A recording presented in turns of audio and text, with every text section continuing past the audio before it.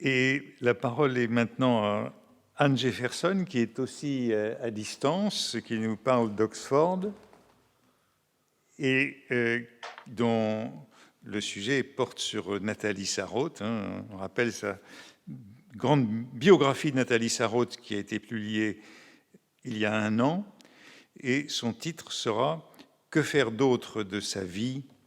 qui est une citation, l'œuvre inachevable de Nathalie Sarraute. Merci beaucoup. Je suis ravie d'être avec vous. Je regrette seulement de n'y être pas en chair et en os comme on l'avait prévu au départ. Je voudrais commencer par évoquer une fin, celle qu'on trouve notée par Nathalie Sarraute dans son agenda le samedi 2 mars 1985. De la manière la plus succincte, elle enregistre le décès de son mari. Les rendez-vous prévus sont biffés et il reste juste la notation 2h du matin, entourée d'une ligne légèrement tremblante tracée au crayon. Je suis pas assez compétente en matière technologique pour oser vous le montrer, mais si vous avez suivi le cours d'Antoine de l'année dernière, il l'avait montré, je crois que c'était dans le premier cours. Raymond Sarraute avait 82 ans, Nathalie Sarraute 84, et ils étaient mariés depuis bientôt 60 ans. Avec la disparition de son conjoint, l'écrivaine perdait non seulement le compagnon de toute une vie, mais aussi une écoute, la seule qui comptait pour son travail. Je reviendrai tout à l'heure à cette question d'écoute. En ce mois de mars 85, elle avait rédigé 70 pages de son 8e roman, Tu ne t'aimes pas. Dans les semaines qui suivent la disparition de son mari, elle arrête d'écrire. C'est la première fois que cela lui arrive depuis 50 ans. Mais écrire lui était indispensable. Elle va finir par s'y remettre. Que faire d'autre de sa vie, se demandera-t-elle quelques années plus tard, toujours dans son agenda, dont elle va se servir de plus en plus comme aide-mémoire. Still hanging on to the old routines, ajoute-t-elle, expression anglaise qu'elle avait dû lire ou entendre quelque part. S'accrocher encore aux vieilles routines. Que faire d'autre de sa vie? C'est la question que s'était également posée Sartre à la fin des mots, quand il disait « J'ai désinvesti, mais je n'ai pas défroqué. J'écris toujours. Que faire d'autre ?» Par la suite, il avait pourtant bien arrêté d'écrire et Nathalie Sarraute s'en est déclarée scandalisée. Écrivant à Monique Wittig en janvier 84, elle raconte l'interview avec Sartre et Simone de Beauvoir qu'elle avait vue à la télévision, où il annonçait qu'il, au pluriel, ne pouvait plus écrire. Et Sartre d'ajouter « D'ailleurs, pourquoi faire ? Car, explique-t-il, ils avaient leur œuvre derrière eux. » Si, dans le cas de Sartre, désormais aveugle, cet arrêt pouvait se comprendre, Nathalie Sarraute rapporte ahuri qu'il semble vouloir en faire une règle générale, citant à l'appui Solzhenitsyn qui aurait affirmé qu'à partir de l'âge de 70 ans, on ne peut plus écrire. Sartre avait 73 ans à l'époque de l'émission, mais Nathalie Sarraute, qui en avait 84 quand elle visionne ce qui était sans doute une rediffusion, réagit en disant tout simplement « Cela me stupéfie ». Écrire lui était tout simplement essentiel pour vivre. Ainsi qu'elle le dira à l'âge de 89 ans, ne pas écrire lui serait tout simplement impossible. Ce n'est même pas une souffrance, dit-elle. J'ai l'impression de ne pas vivre, de ne pas exister. C'est comme si je ne respirais pas. On peut toutefois se demander si, dans le cadre du thème de ce colloque, si en prenant de l'âge et en faisant face à une fin de vie incontournable, son écriture va changer de nature. La réponse est à la fois oui et non. Mais de toute façon, il ne sera question chez elle ni exactement de chant de cygne, ni non plus de sénile sublime, pour citer les deux modèles évoqués par Antoine Compagnon dans son cours de l'année dernière. Décédé le 19 octobre 1999, à l'âge de 99 ans, Nathalie Sarraute a vécu plus longtemps que la plupart des autres écrivains français du XXe siècle. Elle avait commencé d'écrire en 1932 et son premier livre, Tropisme, un recueil de 19 textes courts, paraît en 1939, dans la 39e année de l'écrivaine. Son premier roman, Portrait d'un inconnu, voit le jour en 1949, elle a 48 ans, mais ce n'est qu'avec la parution de son petit recueil d'essais, L'ère du soupçon, qui inaugure le nouveau roman en 1956, qu'elle va acquérir une certaine renommée. Cette reconnaissance sera confortée en 1959 par la publication de son troisième roman, Le Planétarium, à la veille des 60 ans de l'auteur. Dire autrice de Nathalie Sarraute me serait plus ou moins impossible, ça la ferait se retourner dans sa tombe. Donc, si je dis auteur, il faut entendre auteur. Bref, les débuts littéraires de Nathalie Sarraute sont lents et sa célébrité plutôt tardive. Si bien qu'on a toujours connu Nathalie Sarraute plus ou moins âgée, jeune d'esprit, certes, mais ayant déjà atteint l'âge de la retraite, sauf qu'elle n'arrête jamais d'écrire et elle ne prendra jamais de retraite. C'est à l'âge de 82 ans, avec la publication d'Enfance en 1983, qu'elle obtient sa plus grande célébrité. Et il serait tentant, sinon cocasse, de suggérer que c'est avec Enfance que commence le grand âge de Nathalie Sarraute. Mais ce serait faux. D'une part parce que, comme le dit Alain Rogrier dans sa recension du livre, ce n'est pas l'ouvrage d'une vieille dame qui se range, et il était impossible, je cite, de la réduire à n'être qu'une romancière comme les autres en lui refusant sa force novatrice, révolutionnaire qui est la sienne depuis ses premiers courts récits. Cette force novatrice ne se démentira jamais dans les années qui vont suivre, et chaque livre, jusqu'au dernier, va constituer un nouveau départ, une nouvelle relance de son écriture. Cependant, on ne saurait mettre les changements qu'on peut observer dans cette avant-dernière décennie de la vie de l'écrivaine uniquement sur le compte d'un style tardif.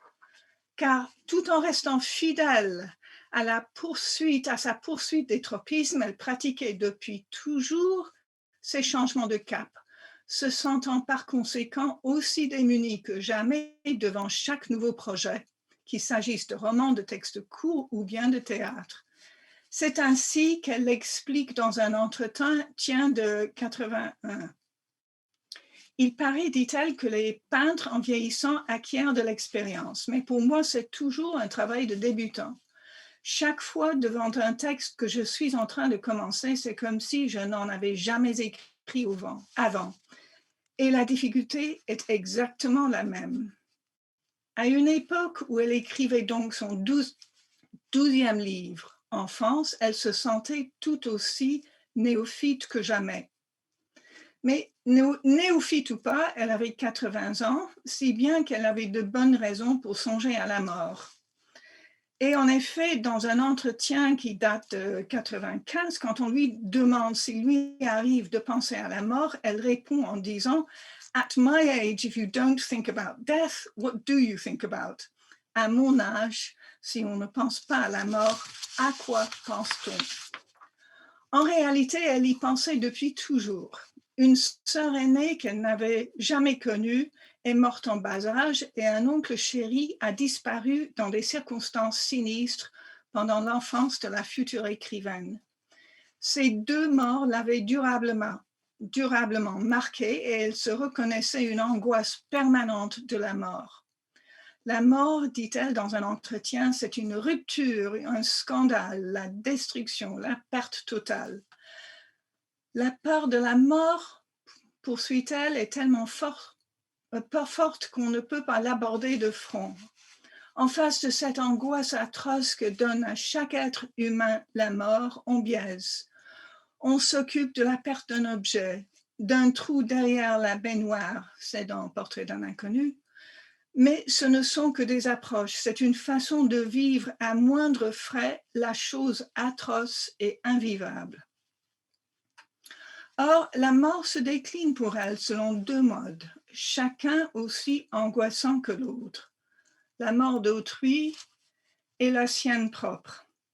Ou, ainsi qu'elle l'explique dans l'un de ses plus beaux entretiens qui date de 82, 3 ans avant la mort de Raymond Sarraute, qui était déjà malade, le fait d'être mortel, dit-elle, qui cessera de voir ceci, qui cessera de voir cela, et pire encore, qui sait qu'autour de lui, les êtres vont disparaître, c'est une chose insupportable. Mort, on perd les vivants, vivants, on perd les morts.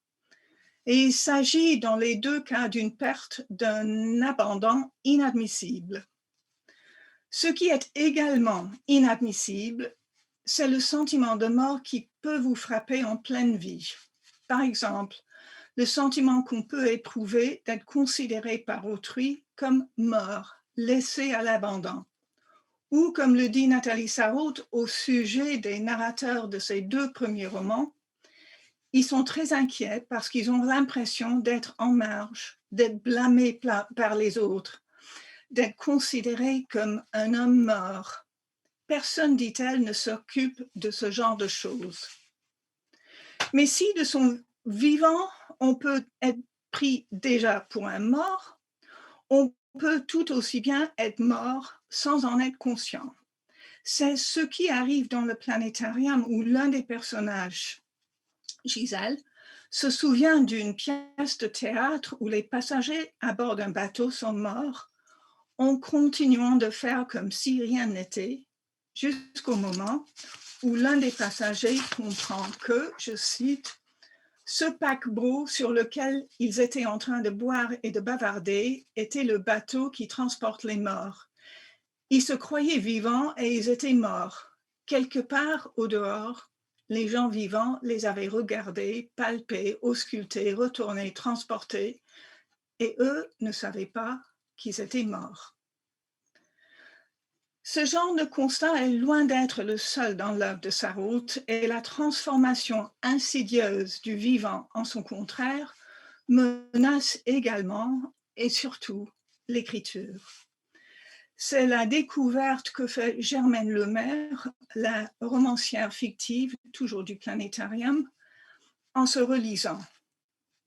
Comme c'est inerte, pas un frémissement, nulle part, pas un soupçon de vie, rien, tout est figé, figé, figé, figé, figé, complètement figé, glacé. Pas la moindre vie, c'était une illusion, tout est mort, mort, mort, mort, un astre mort, la vie est ailleurs.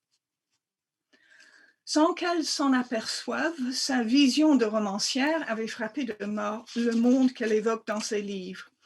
Et cette absence de vie n'est rien moins qu'un abandon total. Elle est seule, lit-on, aucun secours de personne.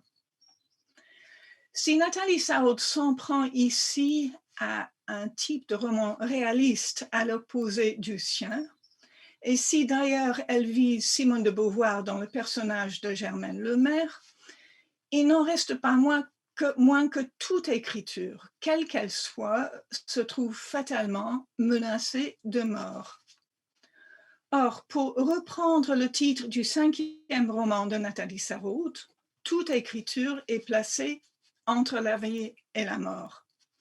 L'écriture de n'importe quel écrivain, y compris la sienne, peut s'avérer être morte. C'est l'expérience qu'elle raconte dans un épisode où elle évoque l'écrivain en train d'écrire. On suit de façon minutieuse l'expérience du personnage pendant qu'il rédige un premier jet. On le voit ensuite se corriger, ajuster les mots, avant de revenir à son texte pour le relire en se dédoublant. Il a beau croire avoir, je cite, rarement autant fait de son mieux, et être allé jusqu'au bout de ses forces, le verdict du double est catégorique. C'est mort, pas un souffle de vie. Et le double de préciser que, entre nous, lui et l'écrivain, 2 mots suffisent, aussi grossiers que ceux-là, c'est mort, c'est vivant et c'est mort. Rien ne passe, pas une vibration, c'est mort, bien mort. Ayant reçu ce jugement, l'écrivain se lève d'entre les morts, car tant que le livre n'est pas terminé, les jeux ne sont pas faits et tout recommence pour en arriver à un moment où, je cite, « le même courant qui traverse les images traverse aussi chaque mot et le fait vibrer ». Pour Nathalie Sarraute, l'écriture vit sur le fil du rasoir, entre la vie et la mort, et tout l'enjeu pour l'écrivaine qu'elle est, c'est de faire en sorte que cette écriture soit vivante et de trouver le moyen de la ramener à la vie si elle s'avère être morte. Et là, je voudrais citer quelques lignes d'une lettre qu'elle écrit à Maurice Blanchot en juillet 63. Il me semble qu'écrire, c'est jeter et jeter encore sa ligne pour ramener quelque chose qui glisse et se dérobe. Et lorsqu'on l'a hissé, quand c'est là, étalé au grand jour, cela meurt. Et toujours on recommence. En fin de compte, c'est dans ce mouvement acharné à ramener quelque chose qui est en train de mourir que se concentre la vie. Et on peut dire aussi que se concentre l'écriture. Ce caractère vivant de l'écriture est très souvent désigné chez Sarraute par la présence d'un courant, d'une vibration, d'un souffle, métaphore qu'on trouve dans les 2 passages d'Entre la vie et la mort que je viens de citer et qui reviennent fréquemment sous sa plume pour traduire les valeurs littéraires qui lui sont essentielles. S'y rajoute aussi la pulsion, la coulée, le mouvement, le tremblement, autant de vocables qui figurent dans le même épisode avec l'écrivain et qui font partie du champ sémantique associé à l'écriture. On a donc chez Sarraute une préoccupation intense et récurrente avec la mort d'un côté et de l'autre, une préoccupation tout aussi intense, tout aussi constante avec le vivant de l'écriture. Les 2 sont intimement liés, surtout me semble-t-il dans la dernière partie de son œuvre. Et l'hypothèse que je voudrais avancer ici, c'est qu'avec l'âge et l'approche de la mort, elle a eu recours à des stratégies. Et le mot stratégie convient sans doute mieux que celui de style. Recours à des stratégies donc qui lui permettent, dans la mesure du possible, d'assurer la vie de l'écriture. Vie à laquelle se rattache bien sûr la sienne propre. Scheherazade de la modernité, la vie de l'écrivaine, pour qui ne pas écrire, c'est comme ne pas exister, ne pas respirer, va dépendre moins de sa capacité à inventer des histoires que de sa capacité à assurer le caractère vivant de son propre langage, de lui insuffler la vie, bref, de le faire respirer. Et l'autre qui va en décider, ce n'est plus le sultan, mais l'alter ego de l'écrivaine, son double, celui qui avait toujours été pour elle Raymond Sarraute, à qui il suffisait que l'écrivaine lise son texte pour qu'elle sache tout de suite ce qui allait ou n'allait pas. En lui faisant écouter le travail en cours, dit-elle, je l'entendais autrement, écouté par une double oreille, la sienne s'ajouter à la mienne.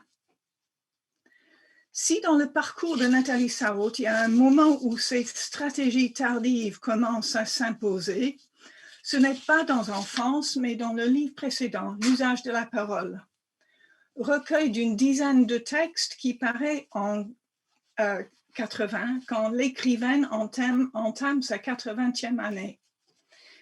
Il y a plusieurs raisons de voir dans ce texte un changement de cap où l'on peut repérer des stratégies d'écriture particulièrement caractéristiques des œuvres qui vont suivre.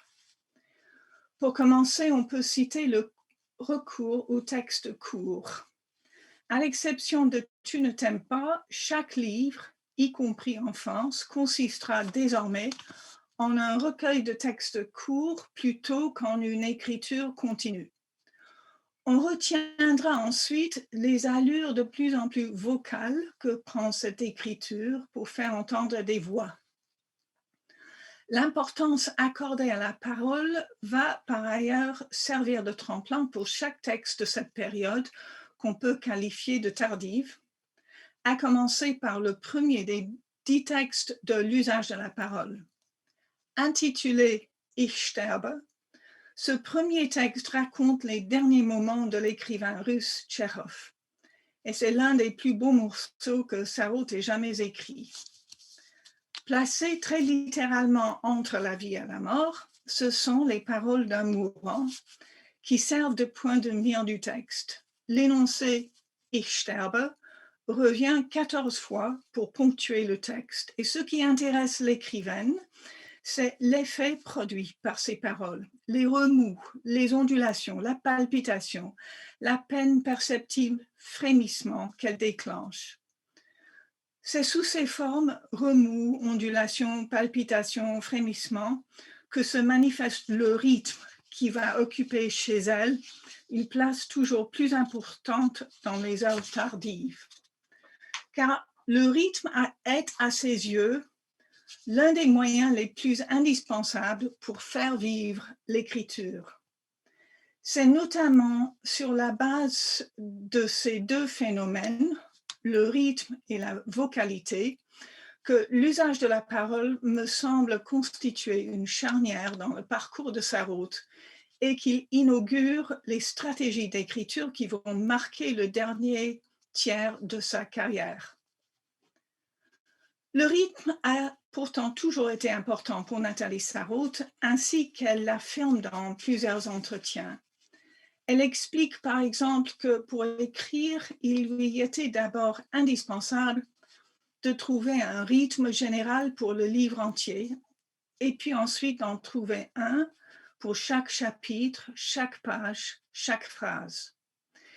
Mais ce rythme, véhiculé très souvent par la voix, n'a rien de formel ni de régulier. Il s'agit au contraire, dira-t-elle, d'éviter le langage écrit terriblement figé, de garder un rythme haletant, rapide. Le caractère haletant du rythme sarrautien est relié notamment à la respiration. Expérience corporelle dont Nathalie Sarraute avait une conscience particulièrement aiguë due à son expérience de la tuberculose, dont elle a été atteinte 2 fois dans sa vie et en 1958, elle en a même failli mourir. La précarité du rythme dans ces textes tardifs se manifeste aussi dans l'usage plus fréquent de blanc pour séparer les paragraphes sur la page. Usage plus fréquent, mais aucunement systématique, non seulement par le fait qu'il y a des pages avec très peu d'exemples de ce genre d'espacement, mais aussi par la variation des dimensions de ces blancs. J'aurais aimé vous montrer une page, 2 pages du texte, le mot amour, mais je ne maîtrise pas suffisamment bien la technologie, donc vous devez me faire confiance quand je vous dis que il y a un exemple de l'usage, de l'emploi des points de suspension toutes les 2 lignes. Donc, vous voyez à quel point ils deviennent fréquents.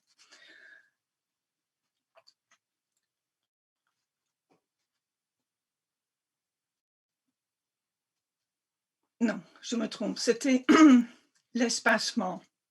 Je voulais vous montrer ces 2 pages pour vous montrer que, les paragraphes étaient espacés, par des blancs de dimensions différentes. Ces espacements servent à rythmer le texte et aussi à indiquer des pauses où il peut, pour ainsi dire, se permettre de souffler un instant avant de se relancer. Le rythme et la respiration se font aussi, et là, c'est ici que je parle des points de suspension. Le rythme et la respiration se font aussi sentir dans les points de suspension qui émaillent l'écriture de Sarraute, surtout à partir du planétarium.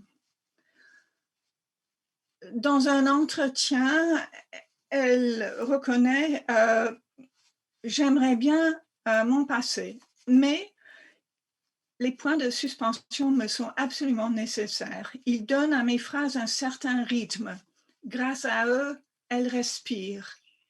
Et aussi, ils leur donnent cet aspect tâtonnant, hésitant, comme cherchant à saisir quelque chose qui à tout moment s'échappe, glisse, revient. Et cet aspect haché. Haché, haletant, tâtonnant, palpitant, frémissant, tremblant, toujours sur le point de défaillir, le rythme sarrautien n'a rien d'assuré. Mais c'est de là précisément qui tient son caractère vivant, placé comme le reste entre la vie et la mort. Le rythme chez Nathalie Sarraute revêt des formes différentes, mais il est indissociable de la voix. Écrire suppose s'écouter, ainsi que l'indique déjà la scène d'entre la vie et la mort que j'ai évoquée à l'instant, et c'est l'écoute qui va révéler pour l'écrivaine la présence indispensable d'un rythme. Quand j'écris, explique-t-elle, j'entends les mots et je lis en les prononçant, en entendant chaque mot. Je ne lis pas seulement avec les yeux. En écrivant, j'entends les rythmes, je les écoute, je relis, je modifie. C'est ainsi que la voix s'impose progressivement dans l'œuvre de Nathalie Sarraute. Le titre de l'usage de la parole le dit déjà assez. Et chacun des 10 textes dont le livre est composé tourne autour d'une parole, d'un énoncé. Ich sterbe, à très bientôt, et pourquoi pas, etc. Avec pour la première fois un narrateur qui s'adresse directement au lecteur.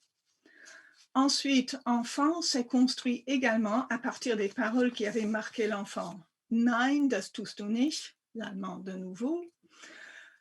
Aussi liquide qu'une soupe, elle est plus belle que maman, ce n'est pas ta maison, etc.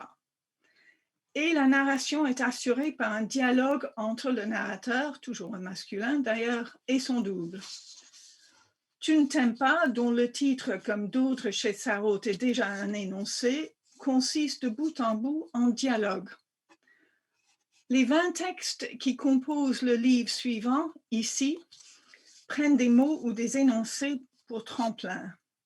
Les noms et les mots qui vous échappent, ou bien des déclarations qui tombent, je cite, comme l'énorme rafale de vent d'un cyclone. Ouvrez, le dernier texte publié du vivant de l'auteur revient à la forme du dialogue où, et c'est là encore une fois une innovation, les personnages sont eux-mêmes des mots, mais des mots qui parlent. Cette vocalisation intensifiée de l'écriture s'accompagne de la part de Nathalie Sarraute d'un recours à des enregistrements de ses textes.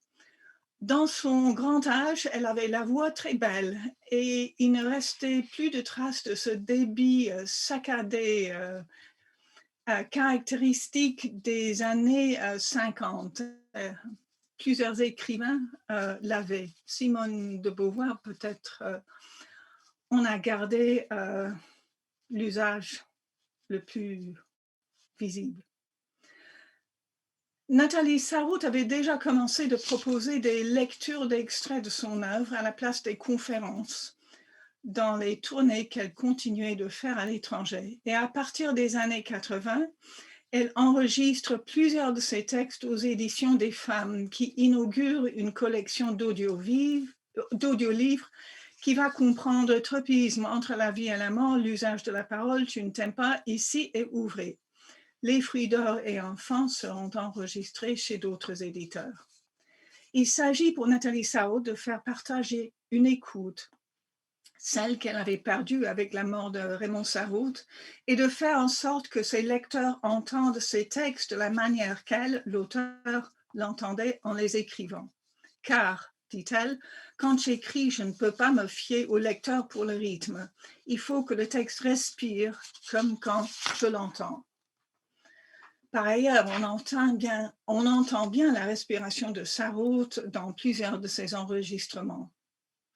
Elle va même jusqu'à avouer avoir l'impression que personne d'autre qu'elle, je cite, ne peut lire ses textes parce que personne ne peut retrouver ça. Voix, écoute, rythme, respiration, c'est grâce à ce nœud d'éléments que le texte va pouvoir vivre. Le rythme et la respiration sont à la fois des répétitions et des recommencements. Et c'est des recommencements à répétition qu'on peut voir à l'œuvre dans le choix du format de texte court dans les derniers livres de Sarraute. Parsemés de blancs qui séparent les bouts d'écriture dont ils sont composés, chacun de ces textes courts constitue une nouvelle relance d'écriture. Ce qui change aussi, c'est la méthode de composition employée par l'écrivaine. Au lieu de rédiger un premier jet du livre entier avant de le corriger, ainsi qu'elle le faisait auparavant, elle les corrige désormais au fur et à mesure, ou comme elle l'explique dans un entretien de 95, quand j'ai estimé que je devenais trop âgée, j'ai commencé à travailler page par page. Je n'ai plus osé écrire jusqu'au bout quelque chose d'informe. Cette méthode de composition a par ailleurs l'avantage de lui permettre également de déjouer la mort, dans la mesure où, si jamais elle disparaissait avant d'avoir terminé un recueil, il y aurait toutefois de quoi constituer un volume posthume plus court. Mais ces recommencements à répétition lui ont servi d'une autre manière. La parution en 96 des œuvres complètes dans la Pléiade avait l'inconvénient de suggérer que son œuvre était désormais derrière elle, comme l'avait dit Sartre de la sienne, qu'elle était achevée et qu'à l'avenir, l'écrivaine aurait une vie sans écriture. Or, pour Nathalie Sarraute, cela était strictement inconcevable, si bien que, à 2 reprises, en continuant d'écrire, elle a trouvé le moyen de faire en sorte que les œuvres complètes ne le soient pas. L'inévitable retard qu'a pris la préparation des œuvres complètes a permis toutefois qu'à la dernière minute, le recueil d'ici, publié en 1995, dans la collection blanche chez Gallimard, ait pu intégrer la Pléiade. Mais interrogée la même année au sujet de la possibilité d'un autre livre, Nathalie Sarraute répond en disant « Ah, mais je n'ai pas encore fini. Vous savez, le temps commence à être court. » Et en effet, elle va encore rédiger Ouvrez, qui sera publié en 1997. La stratégie de recommencement assure la non-complétude d'une œuvre qui risquait sinon de servir de pierre tombale à son auteur. Et Nathalie Sarraute continue toujours d'écrire. Que faire d'autre de sa vie? Ainsi qu'elle se le demande dans son agenda d'avril 1999. Elle avait toujours aimé citer une expression qu'elle attribuait à Picasso qui aurait dit de son travail « L'achevé, c'est l'achevé », déclaration dans laquelle l'écrivaine voyait une injonction contre la finition, l'achèvement. Pour elle, rien dans son œuvre ne devrait prendre fin, que ce soit au niveau du corpus entier, d'un livre individuel ou même d'une phrase. Et pour ces phrases, ce sont les fameux points de suspension au moyen desquels elle revendique ce qu'elle appelle la liberté de ne pas achever. L'essentiel étant de ne pas achever, elle continue d'écrire après la publication d'Ouvrée en 97.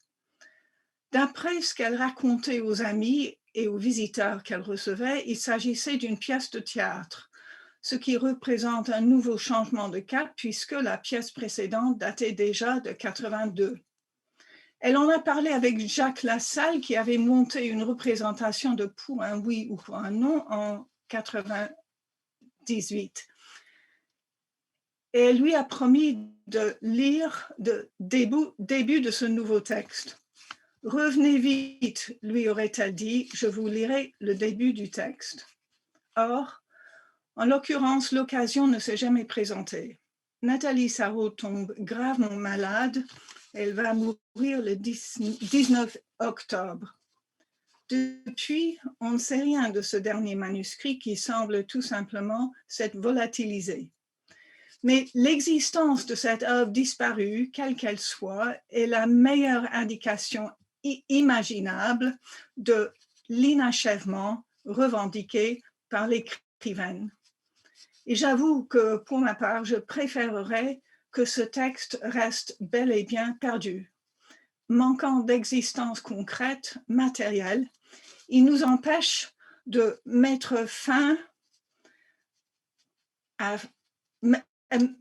un point final à l'œuvre de Nathalie Sarraute.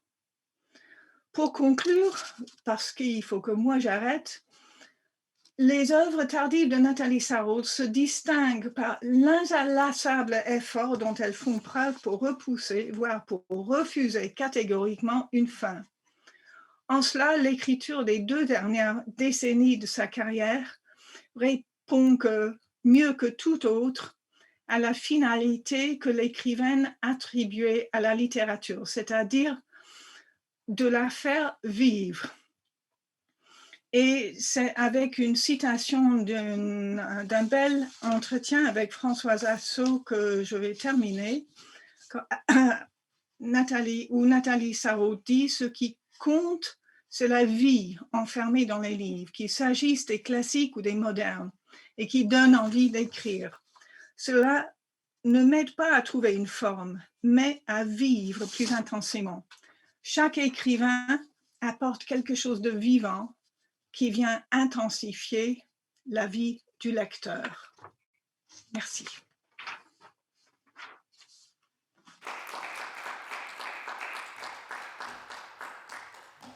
Merci Anne pour ce bel exposé sur la fin de la carrière d'écrivain de Sarraute, ces 20 dernières années d'énergie sans limite. Pour qui a rencontré Nathalie Sarraute dans cette période, c'était jusqu'au bout ce combat qu'elle menait et que tu as décrit de manière tout à fait émouvante. Je ne voudrais pas toujours monopoliser la parole.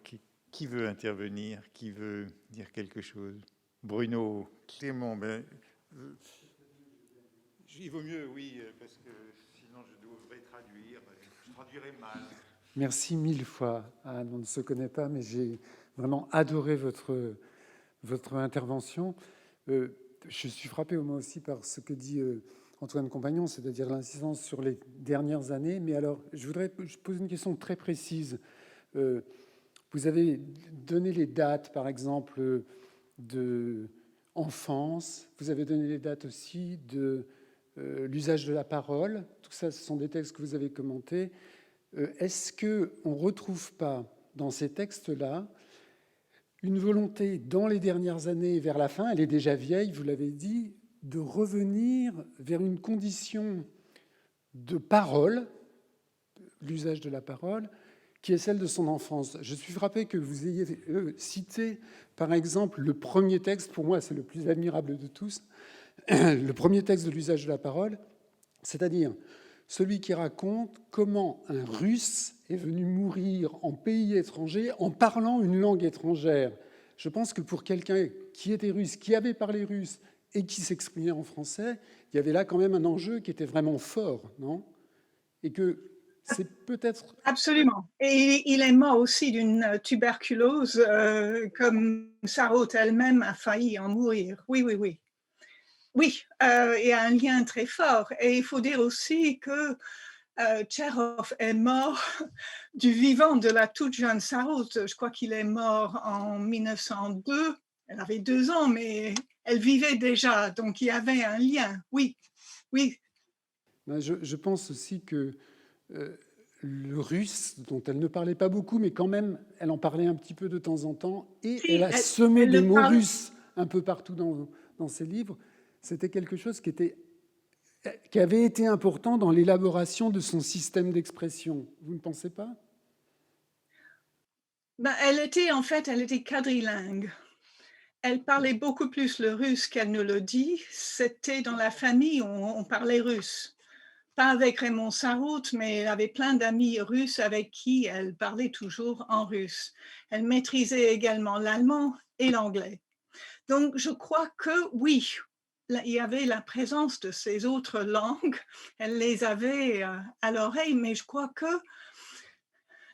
le fait de maîtriser d'autres langues, de savoir se débrouiller dans des cultures étrangères, faisait qu'elle avait une oreille très fine pour la manière dont les gens s'exprimaient à l'oral. Donc, je crois qu'elle retenait des expressions, des façons de parler, et elle s'en est resservie dans son écriture. Je crois qu'elle reprend des choses qu'elle avait véritablement entendues autour d'elle. Donc, c'est l'affinement de l'oreille, bien plus que le fait de parsemer son écriture de quelques termes étrangers par-ci, par-là. C'est peut-être pas le plus important, mais c'est vrai, oui, je pense. Merci beaucoup de votre réponse, mais surtout de votre intervention. Merci.